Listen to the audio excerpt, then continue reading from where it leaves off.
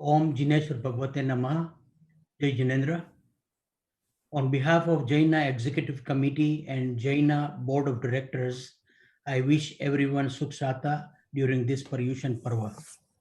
We are blessed to have respected Dr. Bipin Doshi from Mumbai, who will be conducting a mini course on the fundamental of Jain philosophy during these 8 days of Paryushan Parva. Dr. Bipin Doshi practiced medicine for 33 years. He is a Jain scholar teaching Jainism all over the world and established Jain department at University of Bombay. He was honorary founder secretary of JITO. He is honorable vice president of Virayatan. He was actively involved in establishing Virayatan University in Kutch. He is a writer of world-renowned book Gandhi Before Gandhi. Based on this book, a drama is made which has completed over 100 plus shows. Just yesterday, a monthly magazine, Jain Avenue, was inaugurated by Bipin Bhai, who is a founder director of this wonderful magazine. We can go on and on for his accomplishments. During this pious parva of 8 days, Bipin Bhai will bless us with lectures on salient features of Jain Dharma, who am I, theory of karma, Jainism, science of happiness, Jain rituals and meditative practices, science and Jainism, Samyak Darshan, Gyan and Charita. During this Paryushan Parva, let us all purify our soul and achieve self-upliftment. Thank you. Now I will request respected Dr. Bipin Bhai to take us on to the spiritual journey of 8 days. Jai Jinendra. Bipin Bhai. Okay. Thank you, Mahesh Bhai, for this good words from you. Friends, the Paryushan has started today. And before we start on my subject, I would like to tell you something about the Paryushan. What is Paryushan actually? Traditionally, we all know that we celebrate for 8 days and 10 days as by the Digambar tradition. What's the real story about the Paryushan is little different. In the olden days, on the ancient days, our Sadhu Pankwat used to travel from one place to another place. Usually they never used to stay more than 3 days at one particular place. That was how the Kalpa Sutra is written about them. But during the monsoon, especially in India, it was not possible for them to cross over the rivers and the various water bodies.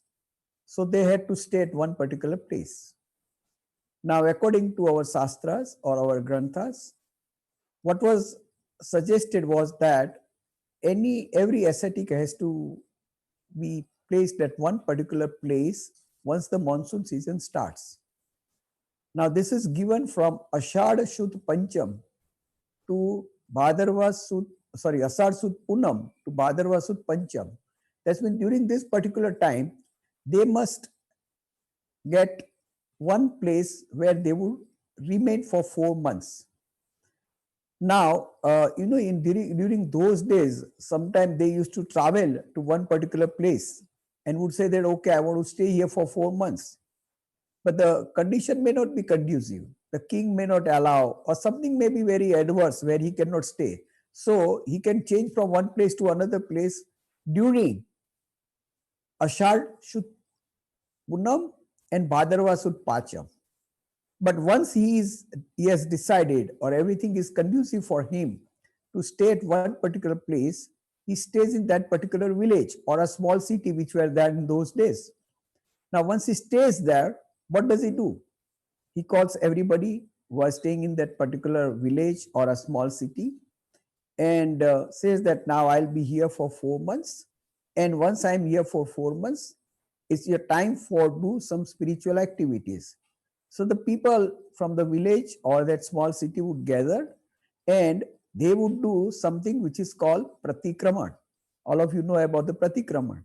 Samvatsari means 1 year. Samvatsari simply means a year, and pratikraman. So why this process is done? Because when you want to start a spiritual journey, it is very essential that you should be pure within yourself. There should not be any enmities with the people around you. So the Kshamapna is a parva, or the Kshamapna is the concept from where they start. So on one particular day, which could be Tithi Parva, that is either Bij, Pacham, Atham, 11th day or the 14th day, they start with the Paryushan uh, Pratikraman. Now you might ask whether we are not doing like this now. Yes, our tradition has changed. But purify yourself first. After you purify, after you forgive everybody who have been staying with you for the whole year, you start the spiritual journey. Unfortunately, what has happened today that we have established some 8 days of particular time, and after that we do Savansari Pratikraman, and after that usually nobody goes to the temple and the Upashray. So this is something which one should know, that after doing Savansari Pratikraman, we are supposed to start our spiritual journey, which is otherwise, I mean, at present, it has become very reverse. So what I want to convey to you people is that don't think that after doing the spiritual, I mean, after doing your Savansari Pratikraman, you are supposed to see that, my part is over. Basically, as I have been always telling very jocularly, that we as a Jains usually consider Paryushan as something like an, renewal of our being Jain. Yes, Paryushan has come. Let's go celebrate, do Savansari Pratikraman, and that's all. And then they will forget about it. Friends, actually, Savansari Pratikraman is done to recharge you. It's something where you are supposed to start your journey from that particular day. So this is a message which I want to give about the Paryushan, which probably many of you do not know. With this few remarks on Paryushan, because you must be knowing, I mean, people must have told you various things about Paryushana, so I don't want to repeat more about Paryushanas. But my subject, I'll straightway start on that. Now, I just want to tell few things about this particular course. As you must be knowing that I'm from University of Mumbai. My learning, my teaching is more academic, it's more systematic, it will be comparative, and it will be without any sectarian bias. What I want to do in these 7 days of our being with each other, I actually want to teach you something. And I would prefer that you keep a pen and paper with you. I'm also going to tell Sapan and other people of Jaina to share these slides with you so that it remains with you all the time. Now, my today's subject is salient features of Jainism. Why should I take this subject, especially for people like you or who are staying in USA? I have a very simple purpose for that. See, basically, somebody calls you, somebody asks you what religion you follow, and usually you say, I follow Jain religion. When you say I follow Jain religion and somebody asks you, what do you mean by Jain? And I'll tell you, most of us are actually, do not know the meaning of being Jain. Somebody might say that, okay, that's my religion, but that's not so. The thing is that we people follow jinas. Jinas means those who have conquered over their passions. And which are these passions or the bad devils? Anger, ego, deceit, and greed. These are the 4 things on which they have conquered or they have taken the, they have controlled those 4 things completely. Now you might ask me that is it possible in these particular days? Yes, it's difficult. But they are the jinas who did this and we follow them, and that's why we are called Jains. And we are supposed to do as much as we can. I don't say it's possible in this particular time to, not to get angry or things like that. But you can definitely reduce it. So if somebody asks you, as I mentioned earlier, that what do you mean by Jain? And what's so particular or what's so special about your religion? So that's where the topic we will start. Even your children may ask you that, Mummy, tell me about our religion. Papa, tell me about our religion. And we usually get stuck with saying that, okay, we follow Tirthankar Mahavir, or we do Samayik, or we do Pratikrama, or sometimes you might say that, okay, especially in our tradition, we don't eat certain things which are grown underground, and you'll stop over here. You don't have anything more to say about religion. So today, I'm going to give you some points, maybe about 10 to 15 points, which you can remember all throughout your life, just to tell your children or anybody. Somebody might come in your office and he might ask you that, what is your philosophy? I mean, what is that you believe in? So they're very simple point, and the points which you don't have to take the support of any grantha, any gatha, or that matter, you don't have to even remember any of the scripture books, but just simple saying of about our religion in a very simple few words. So I'll start with that. And my as you can see on the screen, this topic's name is Salient Features of Jainism. Now, uh, uh, before we talk about salient features of Jainism, two important questions which you should start with, because unless and until you don't ask these two questions to yourself, it's very difficult even to start your spiritual journey. My first question to all of you is that, what is the most vital thing in our life? Okay, somebody might say money is very important, somebody might say family is very important, somebody might say education is very important, somebody might say power is important, somebody might say prestige is important, somebody might say character is important. Yes, all these things are very, very important and vital part of our life.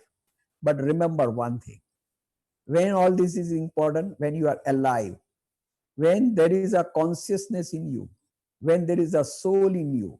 Science may not use the word soul, but we as a believer of any sect, it may be even the Christian would say spirit, the Islam would say ruha, Hindu would say atma, we also say atma.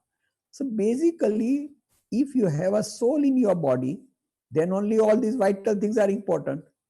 Tirthankar Mahavir made us realize that what is most important in you is your soul or your consciousness. If you are not conscious, there is nothing which is important to you.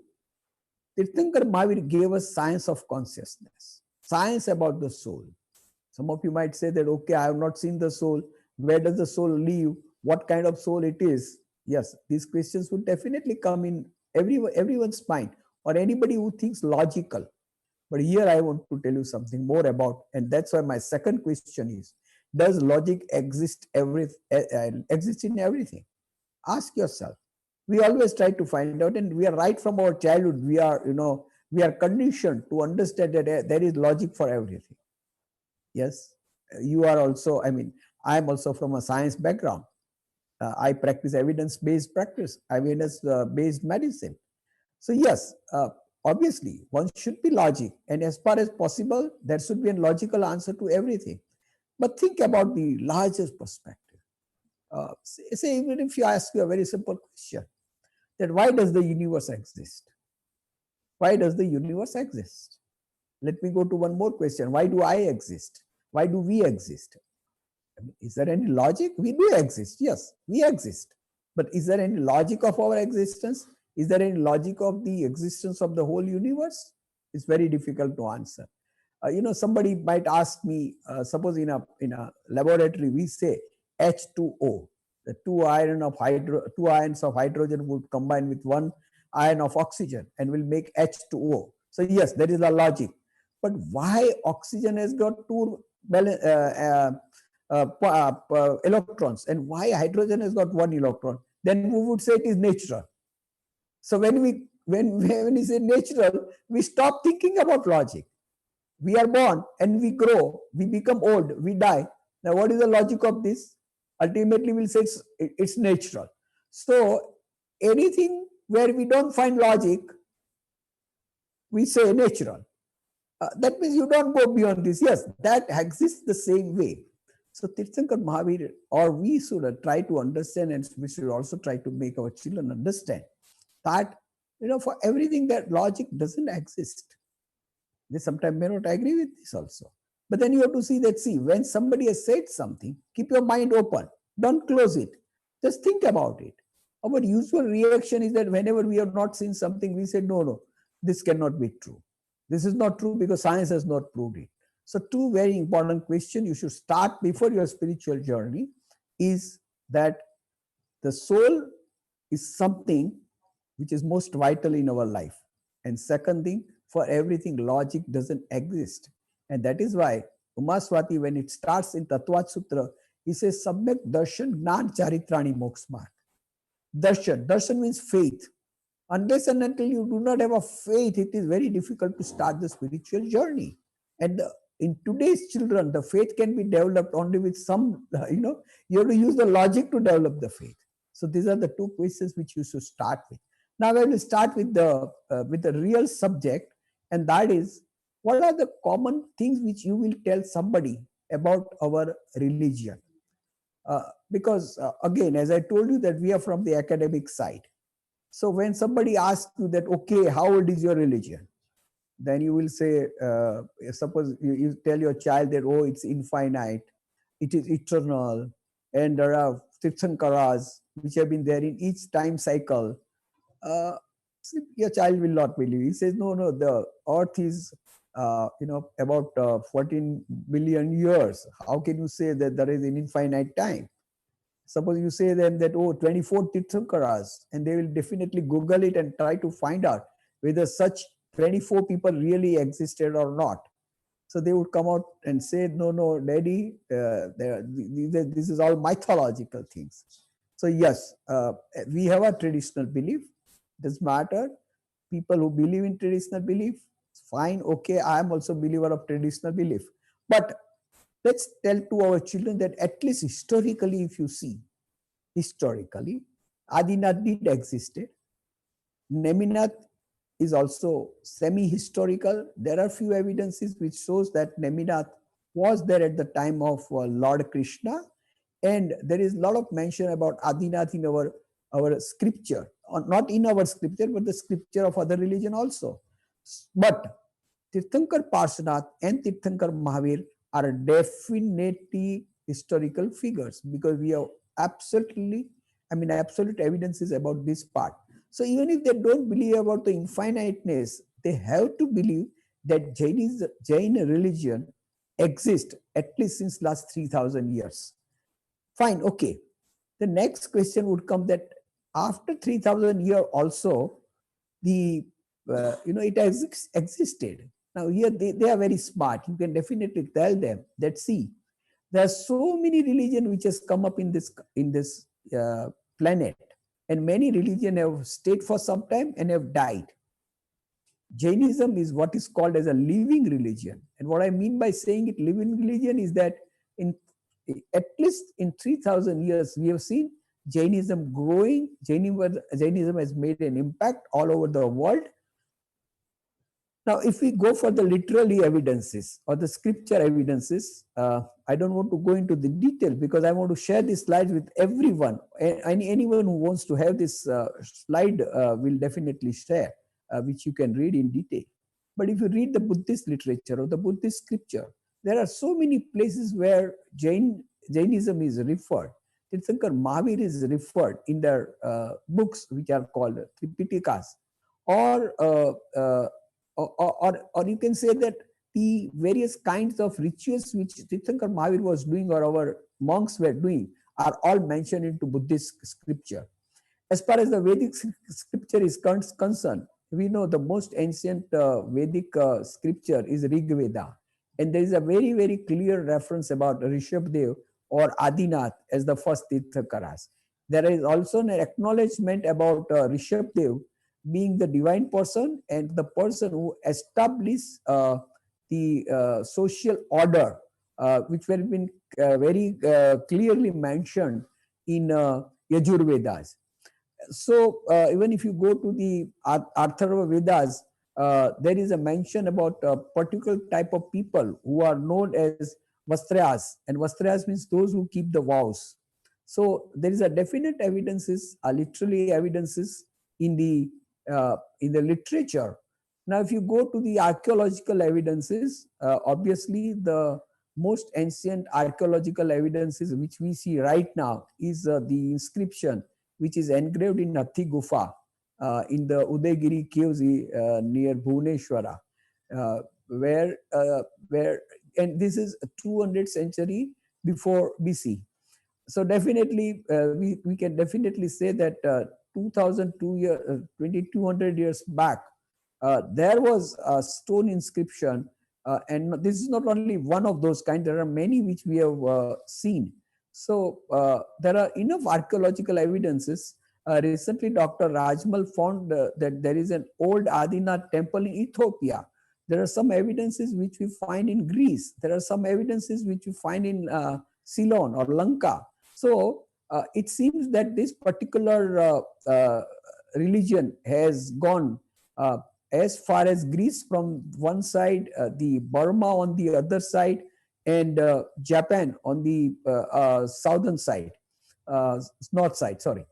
Now, even in Indus Valley civilization, what we call the most ancient civilization of India, we have found so many seals with the symbol of bull, with the symbol of swastikas, and most important of them is the monks standing in the Kayotsarga position, which is considered to be a very special meditative process, meditative postures in Jain religion. So all this suggests that definitely Jain tradition is an ancient tradition. So you can tell your friend or your child that, okay, our tradition is an ancient tradition. We don't want to prove whether we were before the Vedic tradition or not, or how old we were in compared to Buddhist tradition. Because why should we go for all such things? We just want to say that yes, Jain is an ancient tradition. Now the next question comes, because all of you have been staying in Amol, change the slide. Most of you have been staying in USA. So I just want to tell you this particular slide to you. Uh, See, the word religion all over the world can be classified into two major categories, what we call prophetic religion and non-prophetic religion. Why this is important for you? Because you've been staying amongst the people who mainly follow prophetic religions, while you are non-prophetic religion. So the uh, Islam, Judaism, Christianity, and Zoroastrianism, which is called Parsi. Of course, that's a very small number now, but mainly Christianity and Islam and Judaism, or the Jewish people, amongst whom you people have been usually staying. They follow prophetic religion. Now, what is this prophetic religion is very important, because Indian religions are not prophetic religions. And what is so special about prophetic religion? Because as I told you, you have been working with this kind of people. You must also try to understand that what is their foundation, what is their belief. So first and foremost thing is they believe in one creator God, one creator God. Like, we believe in many gods. They don't believe in many gods. They have only one God, which is called monoism. The second thing, they also believe in one prophet, one specific prophet. I mean, if you talk about Judaism, it is Moses. If you talk about Christianity, it is Jesus. If you talk about Islam, it is Muhammad Paigambar. They will not believe in anyone except the prophet which they believe in, and that's only one prophet. One creator God, one prophet. They have one holy book, only one holy book. In Indian culture, you have so many scripture. You have Bhagavad Gita, you have Ramayana, you have Mahabharata. We have got agamas, which can be 45 or 32. So we have number of holy books, but they believe only in one holy book. The fourth important point is the linear concept of time. What they believe that on at one particular time, God creates this universe, what they call the manifestation of the God itself. Prior to that, God is there, but unmanifested or not manifested. Here, the God is manifested. Now, when the God is manifested, it creates the universe. And that is where we stay in. And at one particular time, God destroys the universe. When he will create the another one, no one knows. A God knows only. And that's why usually we say God knows. So there is a linear concept of time.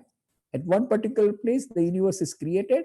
At one particular place, the universe is destroyed. We don't believe into this. I'll come to this to the next slide. The fifth very important point is they believe only in one birth. There is no rebirth. We have, cycle of births till we are liberated. And there is something which is called day of judgment. All of you know, we use very commonly this word, day of judgment, or kayamat ka din, as we usually have this word in our Indian language. What is this day of judgment? The day of judgment is the final day when when the world will be over. What happens on that particular day? That everybody has to rise from their grave. The God makes everybody to rise from their grave. The souls are again implanted into the body, and they just stand in a something like a queue, and then God and the Paigambar Paigambar sitting besides the God decides who was the person who had a faith in him, who was the person who obeyed his laws or the rules, who is the person who asked for the forgiveness, and accordingly Paigambar and God would judge and send him either to the hell or to the heaven. So this is called the day of judgment. And lastly, they believe in heaven and hell. They don't have something which we call moksha or mukti in our Indian religions. So this is shortly about the prophetic religion. This is where their fundamentals or their foundation is absolutely different from the Indian religion. So now if we talk about the non-prophetic religion, it's very clear that we don't believe in one creator God. Hindus would believe in multiple gods. We as a Jains would believe in number of Tirthankaras. We don't have any one particular prophet. We believe in there are so many rishis and there are so many Gandharas, or there are so many people who have taught us about the religion. We do not have one holy book, as I told you previously. We have multiple holy books. We have multiple births. We have a cyclic concept of time. There is nothing like day of judgment. And our liberation is beyond heaven and hell. Now, last point is most important. See, there it was a question of submission. It was a question of believing God. In our religions, or what we say, the Indian religions, what is more important is, yes, we should also have the faith in God, and we should believe what He has said. But more than that, the self purification is more important than submission and faith in God. Now, this is where both the traditions are very different. Their rituals and our rituals, their way of life and our way of life, why they look very different? Because focus in Indian religion is on self purification. The focus in prophetic religion, that is Islam and Christianity, is faith in God, submission to the God. That is why we should first understand prophetic religion, and all, because your children would definitely try to ask you that why they do like this and why do we do like this. The next slide, please. Now, uh, now here I just want to mention one more point, that again, it is usually believed that India means Hindu, and our children also would try to understand that okay, we are Hindus, or our tradition is like Hindu tradition. Yes, we are more like Hindus, or there are a lot of similarities between Vedic tradition and Jain tradition, but there are a few dissimilarities. Where there are few things where we differ from the for the people who believe in Vedic tradition, and these are the few points which you should note down. The first very simple point is that we do not follow Vedic scripture. The people who believe in Vedic religion, that is Hinduism, they follow Vedic scripture. For them, there is a creator God. The whole universe is made by some divine force which they call Ishwara, Bhagavan, while we Jains do not believe in creator God. We say that this universe is Anadi Ananta.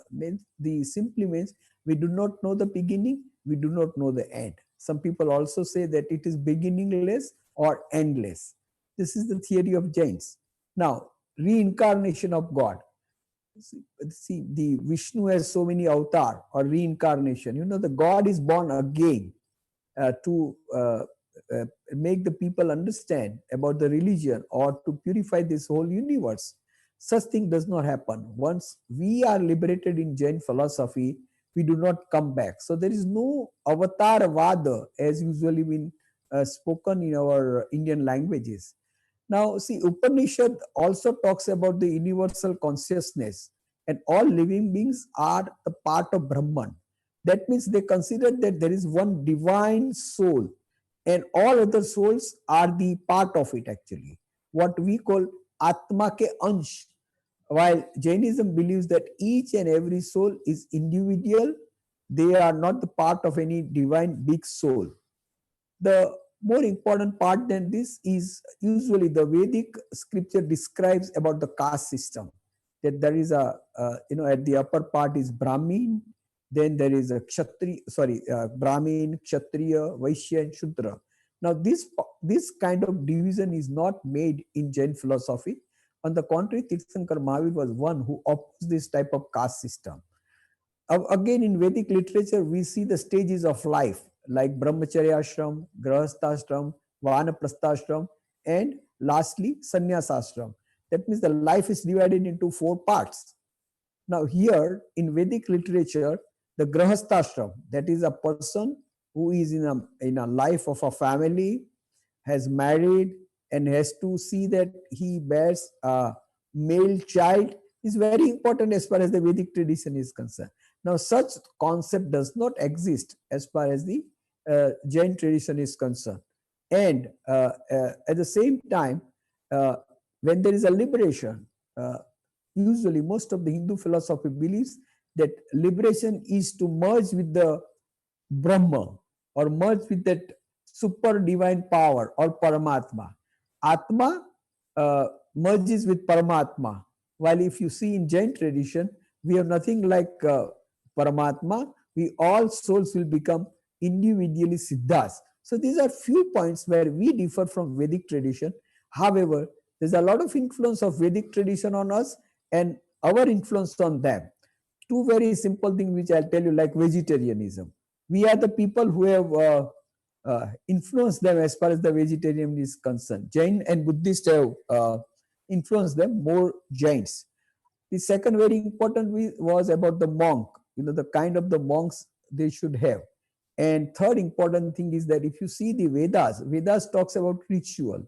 Vedas talks about how to please God by prayers, by offerings, what we call yagnas. So those are the things are there in Veda. But later on, when the Upanishads were written, or what we call Vedants, then there is a concept of soul. So the concept of soul has come from Jain tradition to Vedic tradition. Similarly, our idea of worship, our idea of certain rituals have come from Hindu tradition. So this both tradition, I would say that both the tradition have coexisted, cooperated, and grown. Even if you see the history, there were Hindu kings who patronized Jain religion, and there are Jain kings or the Jain people who have patronized Hindu religion. So these both traditions, let's consider that are Indian traditions and existed, and there are some differences are there, as I mentioned. But what is most important is that our tradition is known as shraman tradition. And what do we mean by shraman tradition is very simple. Shraman means one who is putting all the efforts to liberate himself. And or the other word for shraman is sadhu or the monk. The focus in both Buddhism and Jainism is on shraman. Shraman means sadhu as far as Jainism is concerned, or the bhikkhu as far as the Buddhist tradition is concerned. And that's why these both traditions are also called shaman tradition. As I told you, in India, we can divide the major religion into 2 major traditions, one which we call Vedic tradition and the other which we call shaman tradition. Buddhism and Jainism is the shaman tradition. So as I told you, you have started with first point was this an ancient religion. The second point is that it is a non-prophetic religion. And the third point is a shaman tradition. Because these are the few things which you must understand as a Jain. It's a very simple thing. It's not something where you are supposed to read any, remember any literature, any scripture. No, it's as simple as that. Again, let me repeat as I repeat in class. It's an ancient religion. Second, it's a non-prophetic religion. And third, it is a shaman tradition. Now, coming to the philosophy. What is that so specific about Jain philosophy, or how do I tell that I differ from others?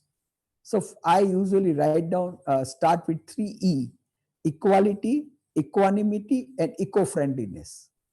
Now, you being in USA might feel that, oh, equality is everywhere.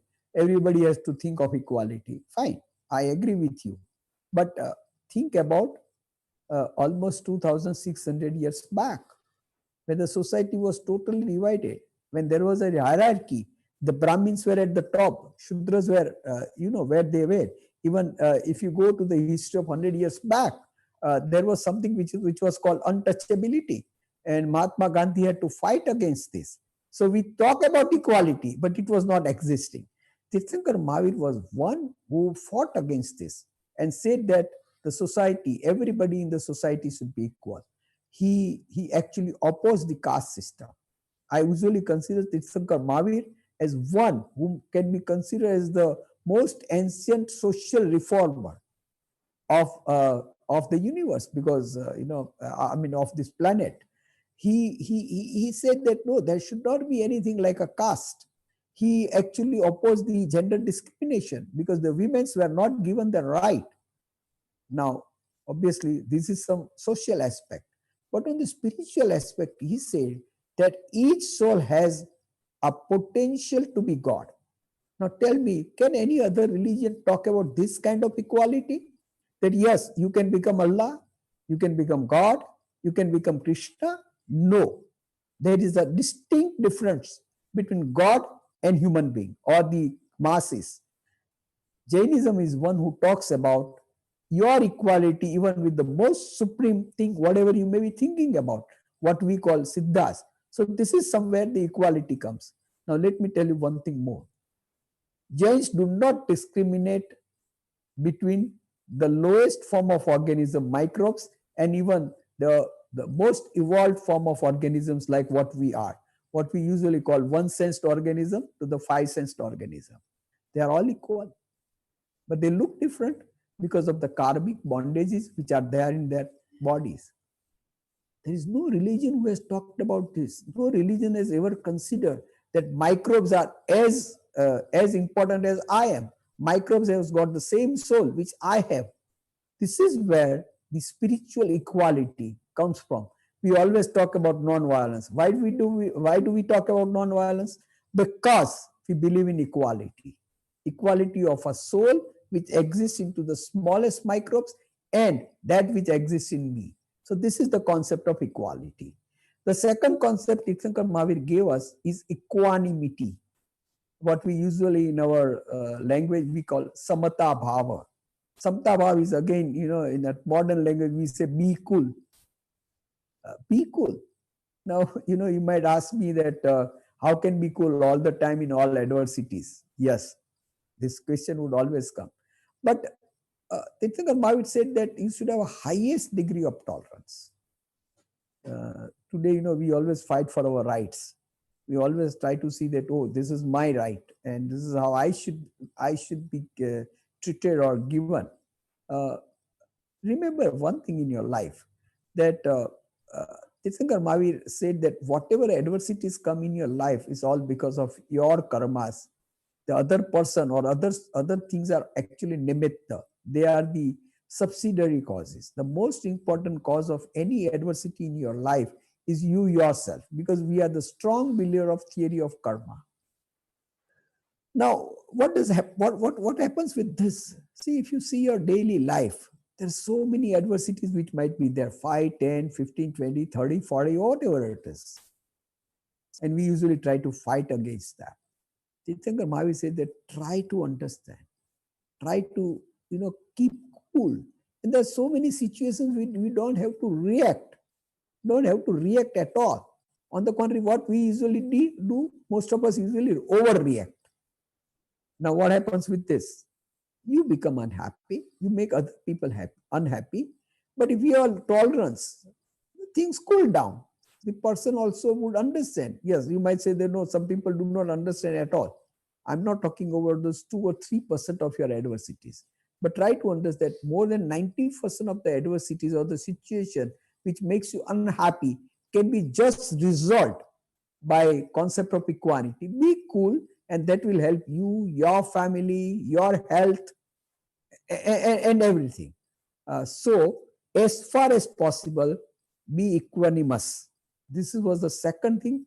Now, why I'm telling you this, because most of the religion has not accepted this. This is something which is very special as far as the Jains are concerned.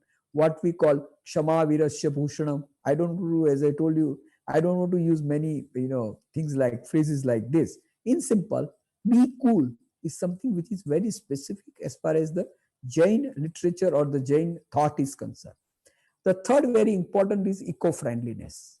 See, now we all talk about the global warming and the various things which are happening on this natural calamities, because we have destroyed uh, forest, we have changed the atmosphere, and we are trying to, I mean, our ozone layer is getting destroyed.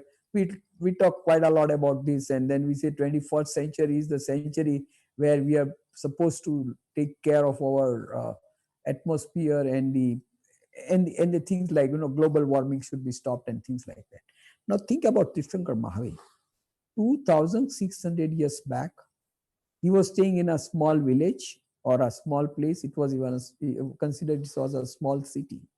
There was no industrialization, there was no pollution, there was no things which can pollute the water, and still he thought about keeping the water clean, keeping the earth clean, keeping the air clean, and even not to destroy the plants.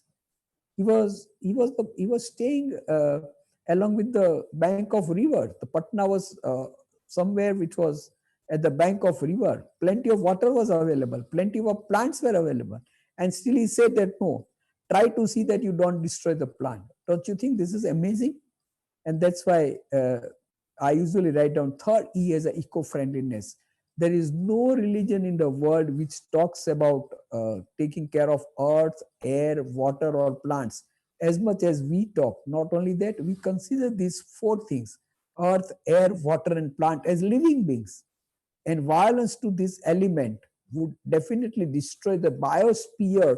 I will be talking about biosphere and the atmosphere and the biomeres in my topic on science and Jainism.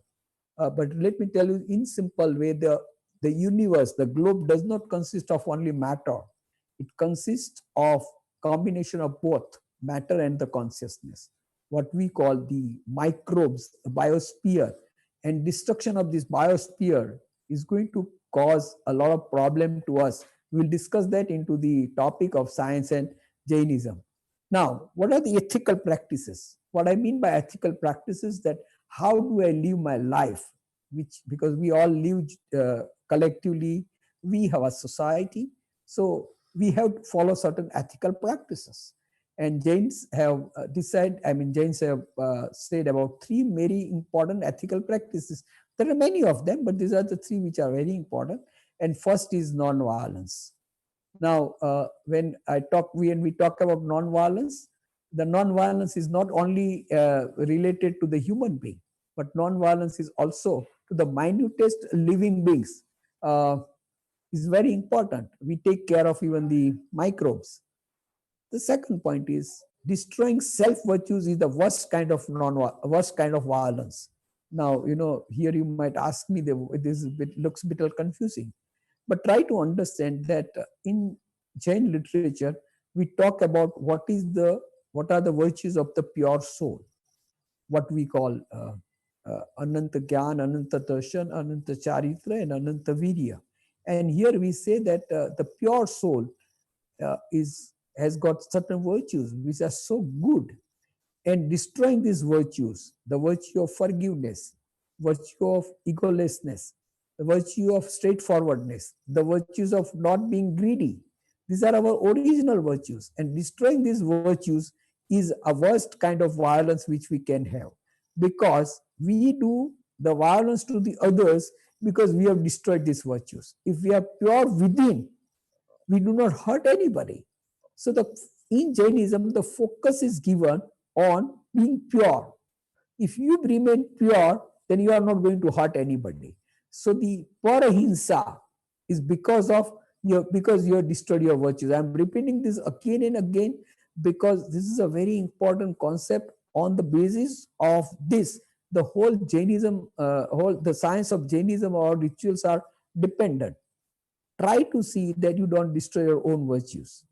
Not only that, you should not hurt anybody, mana, vachana, kaya, mind, body, and speech. And as far as the non-violence is concerned, we as a Shravaka have certain, uh, like, okay, we can do certain things, like we are not very much asked to take care of non-violence as far as the microbes are concerned. But when you go to the monks, they are supposed to be very, very strictly follow all the rules of non-violence. So obviously there is a difference between what we follow as a Shravakas and what our monks would follow. And if you read about the vratas, we have anuvratas on one side and mahavratas on another side, which we'll definitely discuss in the Samyak Charitra. So ahimsa, aparigraha. Now, aparigraha is very, very badly understood. See, in those days of Tirthankar Mahavir, there was no banking, there was no GDP, there was no fiscal deficit, there was nothing like what you can, actually gather in terms of wealth. So why Tirthankar Mahavir must have talked about this aparigraha in those days? Actually, we have misunderstood aparigraha. Aparigraha is non-attachment. But what it meant by non-attachment is that, they've been staying in a small place. Now, one particular person collects everything, then the other people will be deprived of it. So his thought was very clear that whatever is available as a natural resources or the human-made resources, you must use minimum. If you use minimum, somebody else will be able to get it for his own requirement. But if somebody uses more, the other will not get it. So the simple meaning of aparigraha is equal distribution of the natural and man-made resources. Simple as that. Now, when you want to say that equal distribution, he gave another concept that if this is possible only if everybody thinks of minimum use of resources. So when we talk about aparigraha, when we talk about Tirthankar Mahavir, it's very simple that the resources are limited, whether they are man-made or whether they are natural, and they should be used very judiciously. This is what aparigraha is all meant about. You can earn as much as you want to earn. Tirthankar Mahavir, all Shravakas were wealthy Shravakas. But it is very important that once you earn, the method of how you earn, whether you have employed the right methods to earn or not. And once you earn, whether you are using it for the right purpose or not. So aparigraha has to be understood very clearly. Then the third ethical practice is what we call anekant. Anekant, or respecting others' view. Now again, here we will always get confused that how can I accept if somebody says wrong or somebody is not right? How can I would say that no. Yes, the Tirthankar Mahavir said very clearly that yes, you can say that he is wrong. It's not that you should not say, but at the same time, you should also believe that he may be right from his point of view, because he may have a different point of view, and you may have a different point of view. So when there is a conversation between the two people, there is always opinion built into it, or the language which may be different. So we always have problem with the expression by the language and the opinions which are input. Now, if you see the whole Jain tradition, we never believed in debates. We never believed in confrontation. We always believed that, okay, if somebody wants to say from his point of view this way, it's fine. So we usually say we are anekanti. And here what I mean by anekanti, if you read our literature, suppose Gautam Swami has asked one question to Tirthankar Mahavir. Instead of answering in one line, he answers into various phrases. Says that if it is like this, then it is like that. So the answer is always given from multiple points of views, and that's why Jains usually say that we are the people who believe in anekant, or the multiplicities of the truth. And when this is applied in our practical life, we can actually avoid a lot of confrontation. See, again, the whole concept of the religion is to make you happy, with concept of non-violence, with concept of aparigraha, and with concept of anekanta. It's not something which is just a philosophy. It is something which you can daily practice in your day-to-day life, just to make your life happy. The next slide, please. Now, see the if you see the strict rules for the monks. Now, this is something very special about our religion, that they they follow 5 major vows.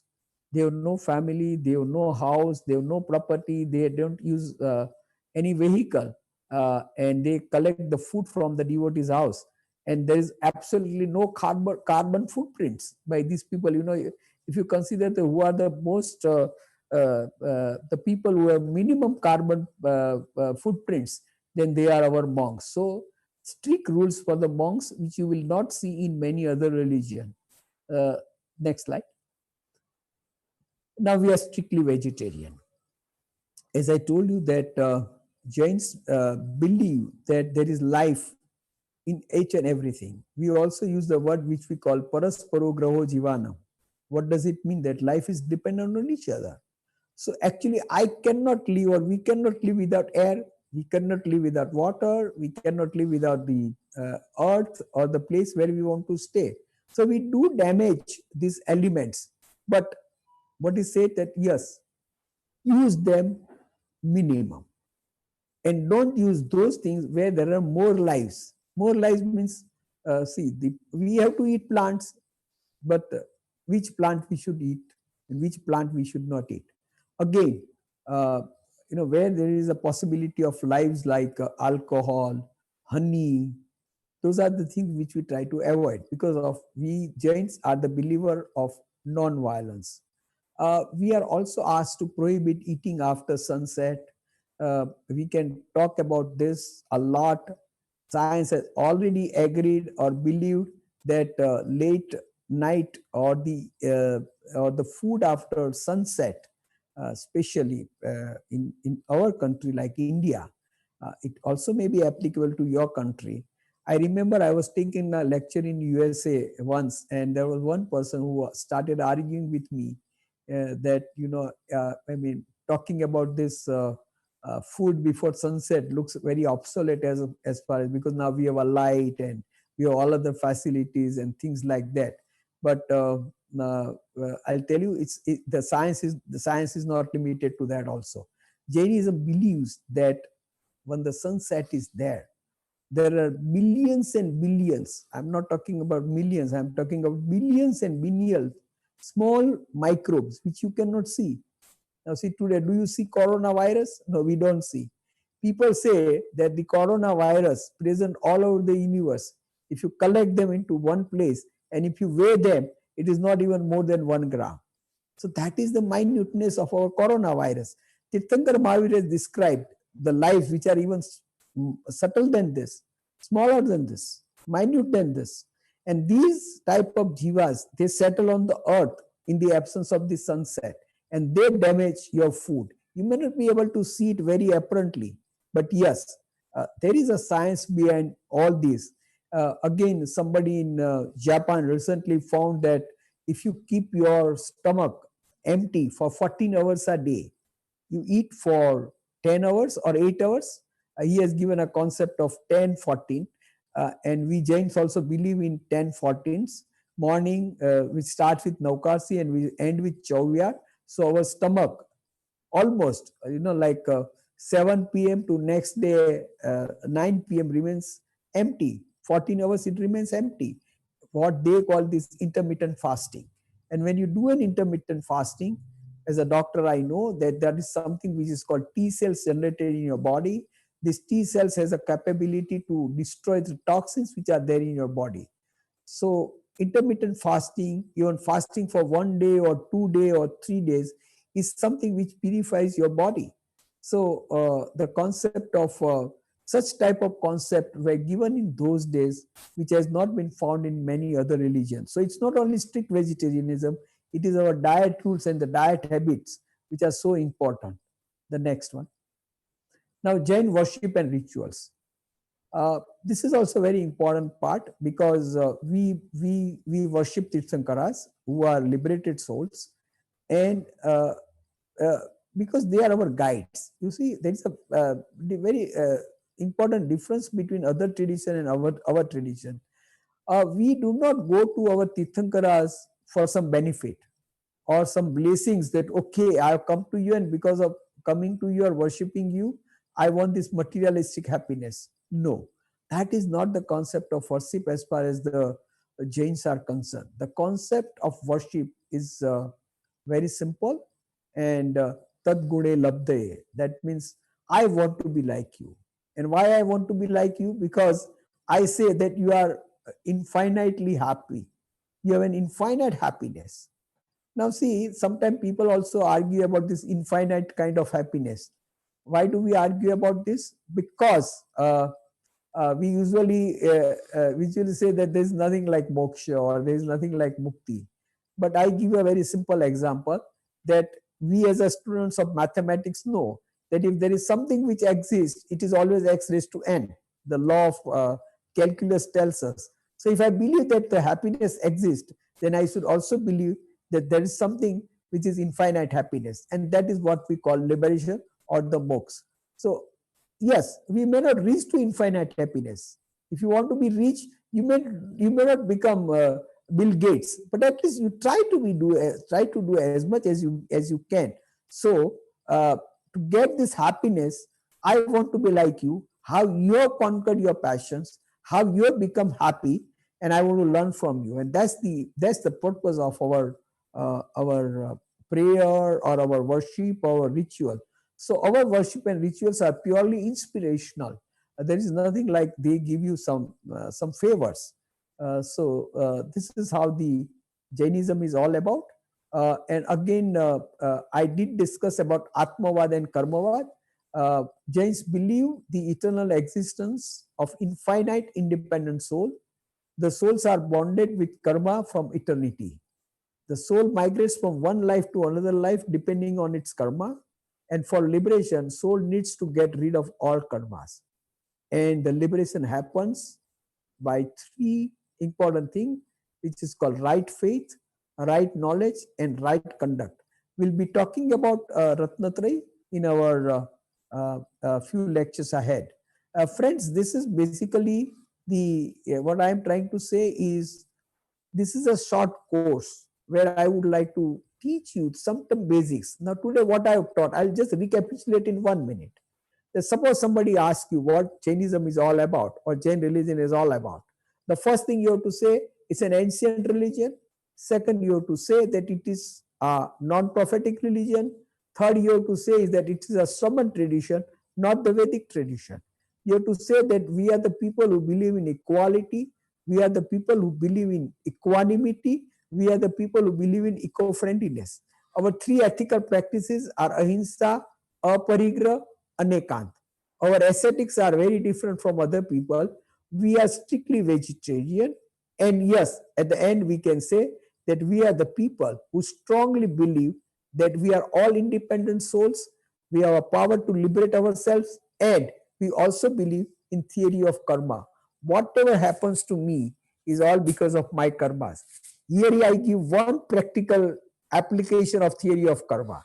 And remember, this is very important. In life, in life, if you are very happy, if you are very successful, if you make a lot of things in your life, you are a man of a success and significance. What will you say? Actually, it has all happened because of your karmas, because of your own efforts. But in practice, you will say that I thank everybody because this has happened because of many people. But the reverse way, when you are unhappy, when the adversities come in your life, when the problem comes in your life, don't blame others. Simply say that all that has all this has happened or is happening because of my karmas and not because of anything. Now, this little practical application is so important to live a life which is meaningful, a life which is going to create happiness. At the end, all the things which I have told you is not for anybody else, but for your own self happiness. With these few words, I end my lectures. And if you have any questions, and if there is a time, you can go ahead with this. Thank you. Over to you, Mahesh bhai. Bipin Bhai, very inspiring. Thank you so much for this inspiring way of making us understand Jainism, which has definitely uplifted us spiritually during the first day of Paryushan Parva. And we wish to continue in the same flow for the next 7 days to understand more on the fundamentals of Jain philosophy. So thank you very much, Michami Dukram, and everyone stay in Sukhsata and see you tomorrow. Thank you.